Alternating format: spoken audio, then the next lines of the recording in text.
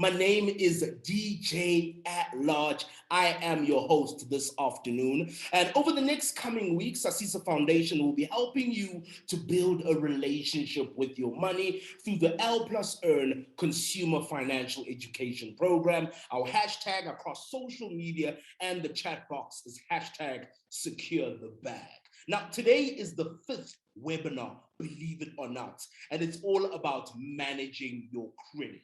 So please drop me a message in the chat box at the bottom. Let me know, where are you currently watching from, and use the hashtag secure the bag. As per normal, I'm out in Joburg in Parktown, got a beautiful view. The weather's right, so I'm showing a little bit of some skin. But it's not about me, it's about you. Where are you currently watching from? And use that hashtag secure the bag. Let me read a couple of your comments. Let's see where people are currently located. Where are people watching from? Let's see. Augusta says, I'm out in Cape Town enjoying the webinar already. Kabelo, hashtag secure the bag. It's a Friday. I'm ready to learn about money, and I like today's topic. Tabi Singh says, hashtag secure the bag. And, lots of people showing love in the chats. Thank you guys so much. Let me know where you're currently watching from. I see Lisejo says, hashtag secure the bag, enjoying it already. Felicity, same thing as well. Sabelo says, actually at UCT in the library watching and enjoying. Thank you guys so much for joining us. It's always a pleasure. You guys make it a vibe, all right? So, this happens to be a very important week, because it's Money Smart Week South Africa 2022. And the theme this year is build your future, be smart about money, right? So Money Smart Week is a national education awareness campaign intended to inspire South Africans to learn about money matters, livelihoods, and entrepreneurship. And this year, the campaign runs from the 29th of August to the 4th of September 2022, with a host of financial education events across the country. Now, Asisa Foundation is a proud participant of the Money Smart Week 2022 campaign. So this L Plus Earn webinar is brought to you by both Money Smart Week 2022 and, of course, Asisa Foundation. One financially literate person in a home can influence an entire generation. We hope that you enjoy this L Plus Earn webinar and join many South Africans around the country who are also participating in Money Smart Week 2022. Now, remember to visit the L Plus Earn website, which is www.lplusearn.org.za, for access to some great content, financial resources, such as the recording of this webinar and the previous webinar. And of course, you can get onto the website, and if you have any issues, please do send an email to sarah@groundedmedia.co.za. Talking about last week's webinar, I would like to announce our 9 winners. And I'm sure people are like, yo, I hope I've won something, it's a Friday. So these are our 9 winners from last week. Our top 3 winners for chats and comments, these goes to Felicity Mulawuti, Asipe Ganiso, and Wandile Mbata. A big shout out to them, City Halala.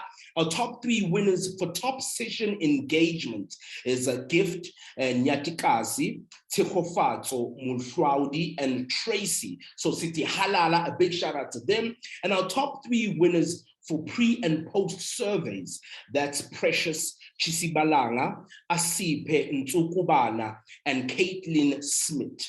And if you would like to win this week, engage in the chat box, ask questions in the Q&A tab, and comment and participate in our polls. It's that simple. Now, in terms of webinars, we had our 4th webinar last week on entrepreneurship and side hustles. If you missed it, don't stress, don't worry, don't get high. Just go to the L Plus Earn website to be able to catch up on the webinar in case you missed it. Check under news and events and click on 2022 webinars. So we still got 2 more webinars left, interactive fun. So please put these dates in your diary, and set a Friday reminder. Today we'll be covering credit, and next week we'll be covering work readiness. So much to look forward to. And of course, today's webinar will also be joined by two very special guests. Let me give them a quick virtual high five. That's William Kwakwa and Jeremy Rice. So let me unshare. I want to see their faces. Where are these gentlemen? Jeremy, William, let me see your videos. Big happy smiles. Please give me a virtual high five in 3, 2, 1. Yeah, virtual high five. So they'll be coming on later on, of course, special guests to help us better understand this credit thing, because it can be confusing for a lot of us, right? So they'll be coming through to help us. So as per normal, I've got a random money question to get things started off. And I want to know from you, the audience, right? In the chat box, let me know. If you won 1 million rand, who is the first person that you would tell? Or would you keep it a complete secret? Go into the chat box at the bottom and let me know. Use the hashtag secure the bag. If you won 1 million rand, who is the first person you would tell, or would you keep it a secret? So the reason why I came up with this question is I was watching an episode of I Blew It, right? So it's a show where people win the lottery or they get money somehow, and then they blow all the money. They blow like 1 million rand. And what I found very strange is all the people on the show tell everybody that they have money. They tell the next door neighbor, the petrol attendant, they tell everybody who's willing to listen that they've won money. And that's so strange. I'd keep it a secret. I wouldn't tell all my neighbors that I have money. Now everybody wants to borrow something. So that's my random question. If you won 1 million big ones, who's the first person you would tell? Or would you keep it a secret? So let me read some of your comments. Let's see what people are saying. Alrighty. Asipe says, I definitely tell my mom. She is a big supporter of me. Gift says, I'd keep it a secret, man. I ain't telling nobody. Mpomukao says, I'd keep it a secret, Shem, and even puts some emojis to that one. Morengo says, definitely keeping it as a secret. Nobody needs to know about my big ones. Spiso says, I tell my brother. Hashtag secure the bag. Let's see. It's moving so quick. So many comments. I'm loving it. Bongi says, I definitely keep it a secret. Fortune says, I tell my mom. She's one of my biggest supporters. So I see moms are featuring, but it seems a lot of people would keep it a secret. I don't blame you guys at all. Cool stuff. So there's so much to look forward to in terms of today's webinar. So much to get through, and it's all about credit, right? But the question is, what on earth is credit? So credit is borrowing money or accessing goods or service with an agreement to pay within an agreed time period with interest. I know it's a Friday, it's a lot of English. So let me break it down for you guys, right? So credit is access to money, goods, or services. So let's use an example. So you decide to apply and you receive a credit card with 1,000 rand. That is credit, right? It's access, right? The moment you use the credit card, you swipe, that becomes debt, which you will need to pay back the credit card company within an agreed time period with interest. So that's how credit works. It's access to money, or goods or services, and it needs to be paid back. And there are different types of credit. So you've got your personal loans, you've got your micro loans, your student loans, your retail store cards. And for your bigger purchases, such as a house or a car, you then have your mortgage bond, or of course you can get a vehicle loan. So, there are different types of credit. And of course, there are two kinds of credit. There's secured credit and unsecured credit. And let me break it down for you guys, right? So when we talk about secure credit, this means that the lender holds or accepts one of your assets, such as a car or a home, as surety in exchange for giving you the loan.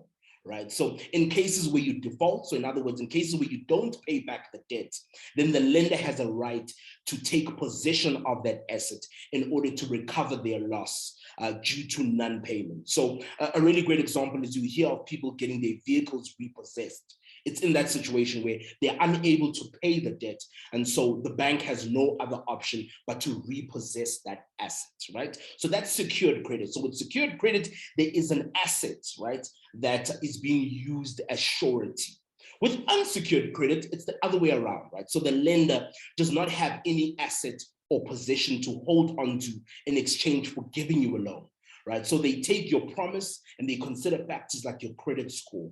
And in this case, with secured credit, normally the interest rate is a little bit more higher, right? Because you haven't pledged an asset as security. So this could be your credit card, your overdrafts, your personal loans. There is no asset that is going to get repossessed or is being used as surety, right? So let me give you a quick tip in terms of credit. It's really, really important to use the right credit for the right product. What do I mean by this, right? So if you get a personal loan to pay for a car, it's most likely going to be more expensive, right? So that's what we mean by it's really important to use the right credit for the right product. And I'll share a couple of other pro tips when it comes to credit, right? Number one, when it comes to buying something on credit, first consider if it might be better to just save up for that item that you want to buy and pay for it using cash as opposed to taking up credit. So sometimes it's just about look at your budget, save up and just buy it cash. That way you don't owe anybody, right? But if you do decide to use credit, then you need to understand what is the interest rate?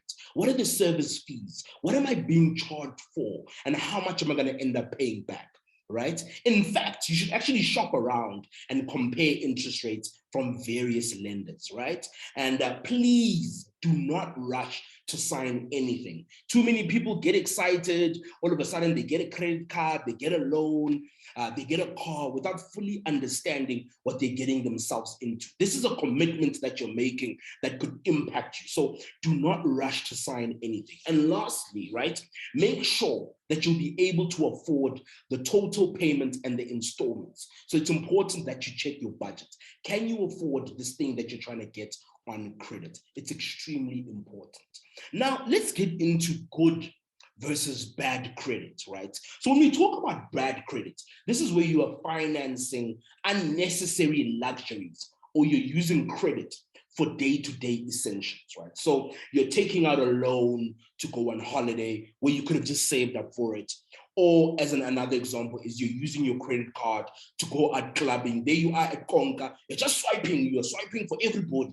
That's an example of bad credit. So where you're financing unnecessary luxuries or you're using credit for day-to-day essentials. On the other hand, right, good credit is a little bit different, right? This is when you use credit for something that could potentially increase in value over time or even provide you with a future income. Very important. So you're using credit to potentially increase, to buy something that will potentially increase in value over time or to provide you with a future income. So examples of this are you could be getting a study loan, right? The idea is you're going to get a study loan, graduate, get a job. So there's some future income that is in there, right? Or perhaps you're buying a house through a bond and you know that houses increase in value. So those are great examples of good credit, right? And then when it comes to cars, and I'm going to admit this to you guys, I am obsessed with cars. I love cars with all of my heart, but I know the dangers that a lot of people get into when they need to buy a vehicle, right? So when it comes to buying a car, watch out for a residual. You hear that English, residual. Sometimes it's referred to as a balloon payment, right? So this is a lump sum payment that needs to be made to the financier at the end of the loan term after all regular monthly payments have been made. Lots of English, so let me break it down for you. So let's just say that you've just gotten your first job and you decide that you're going to get a car for 250,000 Rand, right? And you're going to pay this car off in 60 months, so in 5 years. And the financier, so the individual that's giving you this loan, wants you to pay an installment of 5,800 Rand a month. And perhaps you can't afford 5,800, you have budgeted for 5,000, but you want this car, right? So you decide to get a balloon payment of 20%. And your installment now moves from 5,800 down to 5,100. It sounds good. However, right, at the end of the 60 months of you paying this installment of 5,100, you will then owe the financier, the bank, a lump sum of over 50,000 Rand. Right. So, that's exactly what a balloon payment is to reduce your installment. However, at the end of the loan term, you will still owe a lump sum. So imagine 5 years of paying off a car, and then you still owe 50,000 Rand lump sum. Very, very scary things. But this is why it's important to not rush, to not just sign documents, to ask all the right questions. And of course, to participate in these types of webinars where we will put you on. We will let you know everything that you need to know when it comes to credit. So these are a number of tips for those that have taken credit. I don't think credit is necessarily a bad thing. I just think that people abuse it, right? So if you do have credit, remember this. Please pay on time. It's really important. And then pay at least the minimum installment that is showing on your statement. So when you get your statement, there's normally a minimum amount that you need to pay. Make sure that you pay it and you pay it on time. And of course, if you get into any sort of trouble, you're unable to pay off your debt anymore, get in contact with the company that you're owing immediately. Try to get into some sort of an arrangement. Do not blue tick them. Now you're ghosting them. No. You need to say, look, I'm struggling. Can we come up with some sort of an arrangement? And last but not least, if you borrowed from a registered lender, right, the National Credit Regulator makes provisions for debt counseling and debt review. So you do have options, but that's when things are really, really bad, right? So be very careful when it comes to credit. Don't get excited. Now you are swiping credit cards, you are buying cars. Take it easy. Breathe, please. So now onto credit profiles, right? And this is how I like to understand a credit profile. A credit profile is like a CV for credit, right? So it's like a CV for credit. It will show, how much credit have you used in the past? How have you managed your credit? Do you pay on time? How much debt do you actually have? And it's your credit bureaus that will keep all of this credit information. And they will share it with other credit providers when you need access to credit. So if you're applying for a car, a bond, a credit card, they will review your credit profile. And based off that, they will either give you the loan or they won't, right?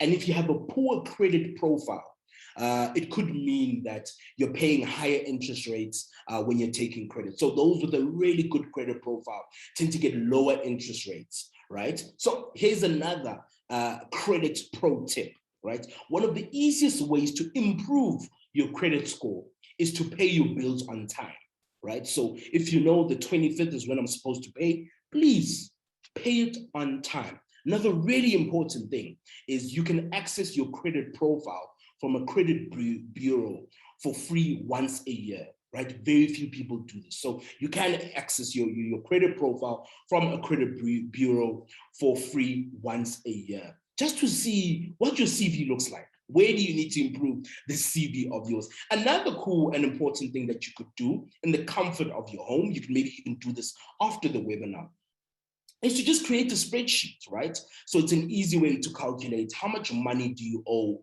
and who do you owe, right? Whether it's friends, it's family, it's an informal individual that you owe. It might be the bank, it might be a retail, right? And then your aim each month is to reduce the total amount that you are owing, right? So this is a really easy way to just have a big picture of who do I owe, how much do I owe, and then set yourself a target to try as much as possible to reduce the total amount that you are owing to different types of individuals. And of course, last but not least, over-indebtedness is a big, big thing in South Africa as a whole. So over-indebtedness is the worst case scenario when it comes to not managing credit. So this is when you pay all of your debts at the end of the month and you are left with zero.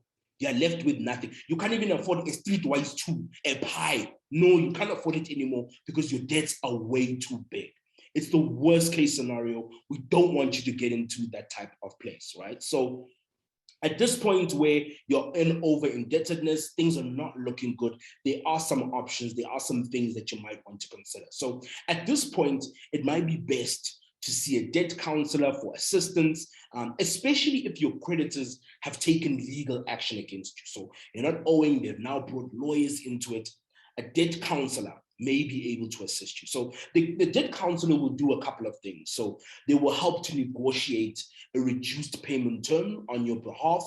and they will help to draft a budget for your essential living. So they'll try and get you, on the right track. And each month you will make a single payment to the debt counselor or the distribution company that then distributes the money to these different companies that you owe. But this is the worst case scenario, and we don't want you to get into this type of situation. But if you do, a debt counselor may be able to assist you. So let's get into our first interview. I'd like to bring William conversation. William is a young BCom Finance Wits graduate, so I also happen to be a Witsy. He is a chartered financial analyst, level 3 candidate. Sounds so fancy. And he works as an analyst for a leading financial institution. He enjoys chess, skateboarding, meditation for relaxation. And of course, William is joining us. William, thank you so much for joining us, man, and being a part of this really important webinar on managing your credit. Thank you. Thank you so much for having me, guys. Looking to share as much as possible. I'm also learning a lot, just by the way, too. So, yeah. Please project. Give us a bit of volume. You've got a beautiful smile. Thank you so much for joining us as well, brother. Yeah. Thanks. Yeah. So you obviously a young guy. You're a graduate. You understand this this credit thing. Hopefully better than most of us, right? And when one starts working, you start earning a salary, all of a sudden you start getting phone calls to get a credit card, to get a vehicle. Were you in that situation where when you started working, you started getting all these offers to get some credit? Yeah, definitely. So I think for everyone who starts working, the guys will pick it up. You know how information always flows to all the banks and everyone who's offering stuff. So that information will always flow. So I was offered those things for quite a while. I was gladly able to resist taking any credit, at least for the first year, because I had the funds and it was my first experience with money. So for the first year, at least I kept my discipline and didn't take anything. But you'll definitely be offered a lot of credit when you start working. As soon as the salary hits and they know that you're part of the working class, you'll definitely get those offers. Yeah, that definitely makes sense. I'm very curious with the discipline aspect, right? Because it's so tempting when they say, Tepo, here's a credit card, 2,000 Rand, 5,000 Rand. So that discipline aspect, where did it come from? Is it something that because you're working in the finance space, you better understood how money works? But where did this discipline aspect come from? Look, I guess it's different for different individual. Credit, we interact with credit differently. So for me, it was more around if I'm using money for something, it has to be justified. So I guess for a long time, for the first year, there was no need to get credit because there was nothing I needed to either buy or get that required me to go over and beyond what I got from my salary or from my disposable income after taking into account costs. So yeah. So I think that's how I look at it. Yeah, William, do you mind maybe taking off your earphones? Maybe we'll hear a little bit better. We're still struggling to hear. Better now. Yeah, much better. Just remember to project. I'm very curious to know. So you start your job, you resist this temptation to take credit. When you do eventually take credit, what happens there? How do you ensure that when you do take it, you remain responsible? Budgeting. So before, I think my first credit was a car. I had to buy a car because I had to travel to work. Using taxis wasn't feasible anymore. So the very first form of credit I took was a vehicle finance. But there was a lot of budgeting that went into it, and I cranched the spreadsheet for months and months before I even got there. And then I actually went out and found the car that fit into the budget with the credit involved. So there was a lot of budgeting. So I think that's the first thing I'd recommend. There was a lot of budget. Yeah, you got to look at your budget, see what can you actually afford before making that decision. And I think it also takes that ability to just be patient, to not rush, because now you're seeing there's a Golf GTI, you're getting excited, you want to get it. But I think just taking that minute to just breathe in before you actually sign on it is quite important. I want to know a bit, in your personal experience, what do you see as debt traps for young people? The traps that young people mostly get caught in. funny enough, the very first debt trap that most individuals get caught in has to do with vehicle finance. So a lot of people go for cars that they can't necessarily afford without taking a balloon payment, a residual. I think you touched on it earlier on, and they don't take into account the maintenance that's required with the car that comes with the car. Like, a person will buy a GTI thinking that I'm only going to pay 5,000 per month, but you then need an additional 5,000 just to maintain the car. Now all of a sudden your affordability is wobbling. So a lot of people do that, and then they try and remediate the situation by selling the car, but you do know it decreases in value. So you never sell it back. You never sell it for enough to actually pay off the debt. So now all of a sudden you find yourself with a difference of how much you sold back the car for, how much you got it for, and that difference there you still have to pay, but you don't have an asset on your hand. So those are some of that. That's the most common one that a lot of my friends went through, especially at the beginning. And to some degree, I actually understand it, right? Yes, you might want to get a car for convenience when you travel to work, but also you want to show the community that I've made it, I'm working. But sometimes you take that way too far. And I think that's where people start to make the mistake. And you're very right. There is the cost of buying the car, and then there's the cost of owning the car. And the owning is the petrol, it's the insurance, it's all these things that you only really fully understand and grasp when you have the car. So I agree. I think cars are a massive, massive problem. Another thing as well that I was thinking about, William, is, a lot of young people will graduate and enter the world of work with debt already. So they had to get some sort of a study loan. What advice, what tips do we have for those individuals who are unfortunately coming into the world of work already carrying some debt? Yeah, start paying it immediately. Even if you pay like a small amount towards it. I also had debt on my name when I started working. I think I went through the NSFAS program and so forth and so on. So the advice is, it catches up with you at some point. They will call you. They will require it at some point. So start paying it right from the beginning. So if whatever you're earning, allocate 500 rands to it on a monthly basis, and then increase that obviously when your salary grows over time. But start paying it immediately is the advice I'd give. Yeah, I think that's absolutely amazing. William, thank you so much for sharing your insights. Please dive into the chat. There's quite a lot of number of comments around some of the stuff that you've mentioned, and perhaps you can just interact with some of our attendees as part of this webinar. But I think you've mentioned such important things, particularly around vehicles and being disciplined and using your budget as a way to guide whether you should be getting credit or not. Thank you so much, William. And of course, next but not least, of course, we've got another expert interview with a very interesting gentleman by the name of Jeremy Rice. We'll be bringing him into the conversation, and he has over 30 years experience in financial services industry, and he has a deep understanding of people, money, and credit. So this guy knows everything there is to know about money. He's a certified financial planner and a member of FPI. Jeremy, it's so lovely to have you with us. Thanks, DJ. It's good to be here. And it's wonderful to see that young people understand that credit has got negatives to it. Yeah, I'm glad that you touch on the negatives, right? Because normally when we talk about credit, it's almost like from a place of fear. And what I want to know is credit necessarily always a bad thing? So as young people, should we try to avoid it as much as possible? Credit is not a bad thing if it's used correctly.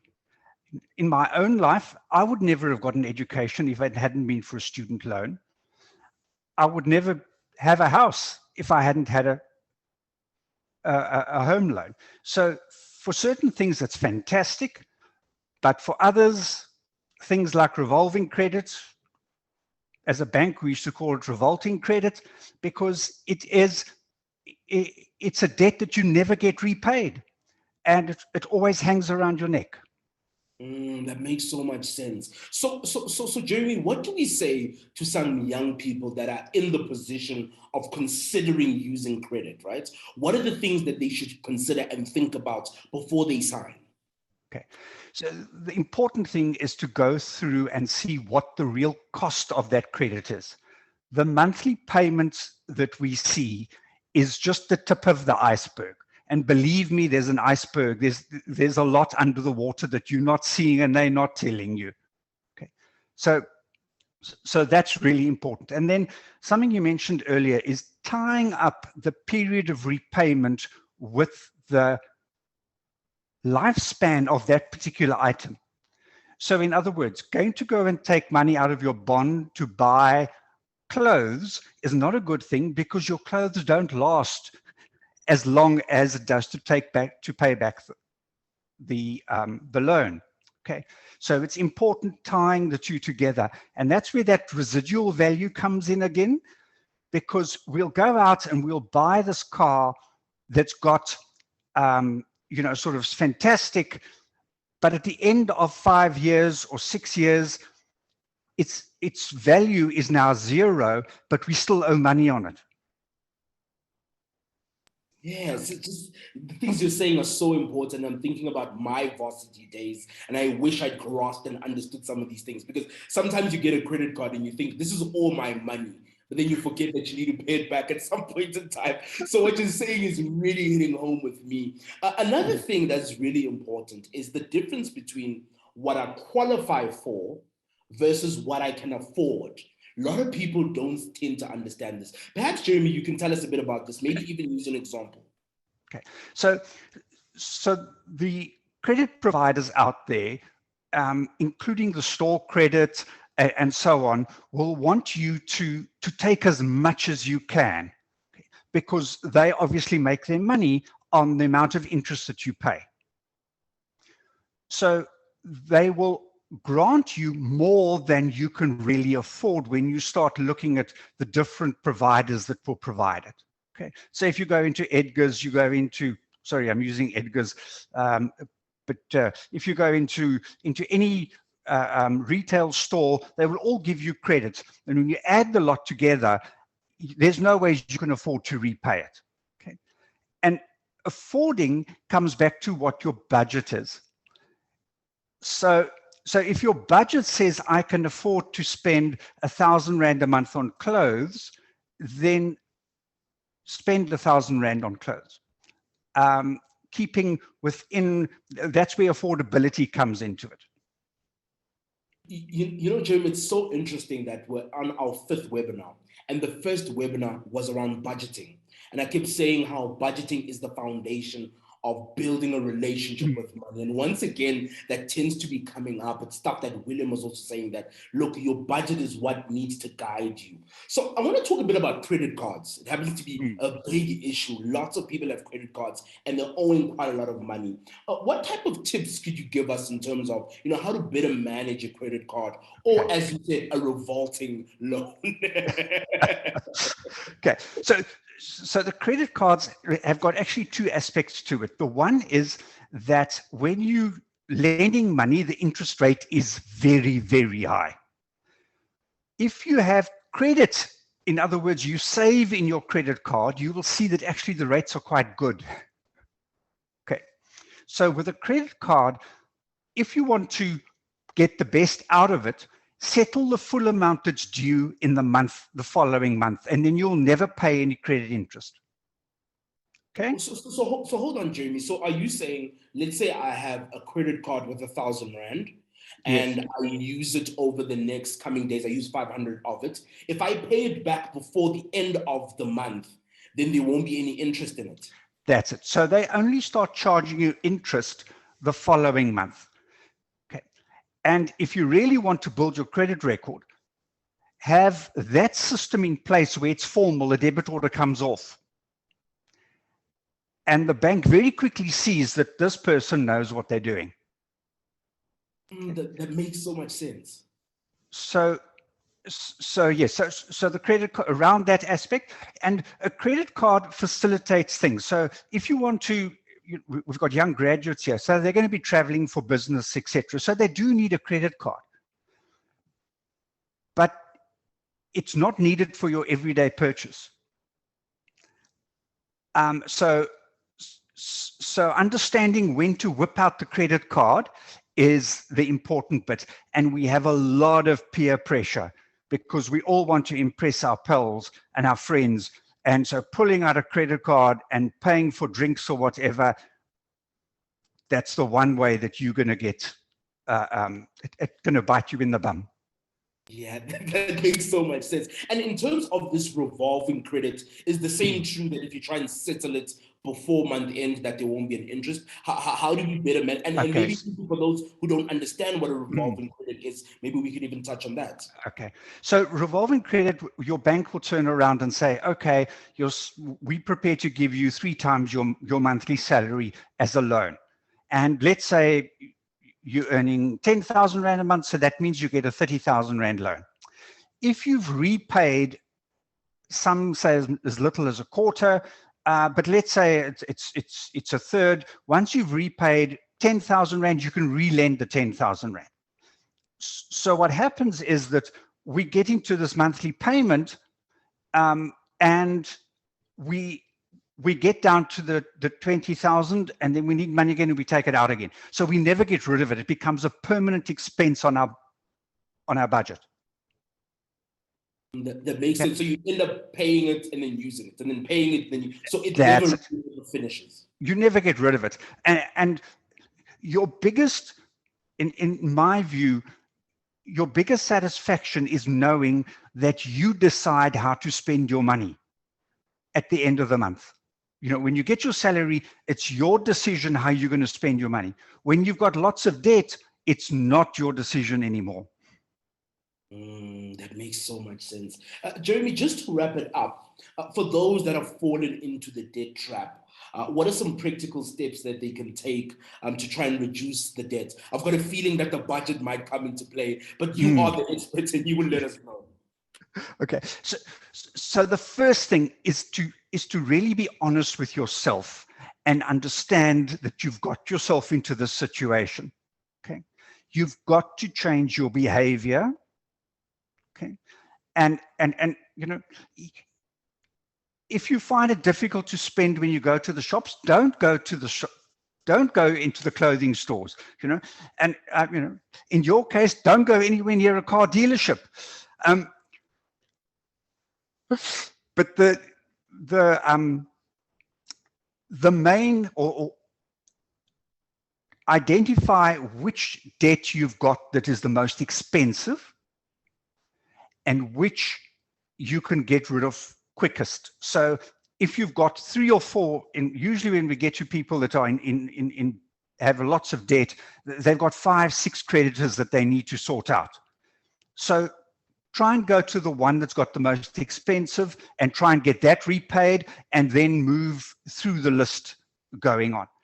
The other approach is to turn around and say, well, to get into the thing, pay the one with the least amount owing, pay that off, so at least you can pat yourself on the back and say, yes, I got one done, you know, sort of move on. So the other thing I'd like to say around this is, please go and read, whether it's on the internet or books. There's lots of material out there that can help you to understand better about what you're doing with your money. And yeah, so. Yeah, I think the reading and the research is so important. William, thank you so much for sharing your insights, your humor, your experience around credit and people and human beings. I think you've given us some valuable information and advice. William, please jump into the chat. I'm seeing there's so many comments. People have different types of strategy, and I'm obviously commending some of the stuff that you have mentioned as well. I will be bringing in William and Jeremy for a Q&A. So if you do have a burning credit question, do go to the Q&A tab at the bottom, fill it in, and hopefully they'll be able to answer some of your burning questions. So thank you so much to William Kwakwa and of course to Jeremy Rice. They will be coming back and joining us. So now it's over to you, the audience. We'll be taking some of your burning credit questions, and of course William and Jeremy are here to assist and to share their thoughts. Remember to use the hashtag which is secure the bag in the Q&A tab. Remember, you could be a winner for participating in this conversation with us. So I'm going to quickly bring back William and Jeremy. I'll ask them to switch on their videos and, of course, to unmute so I can ask them some of these questions. One of the first questions is around improving and building your credit score. So I'm going to throw this one quickly to Jeremy. Jeremy, if you're very young, you've just started working, what are some of the best ways to actually build or to improve your credit score? Don't spend money you don't have. So do what you agree to do. So if you have a credit card, make sure you pay what you have to pay every month. And using your bank account, make sure that you don't have any declined items. So don't go and draw money without thinking and, oops, I've actually gone over my limit, or there's no money in my account. Okay.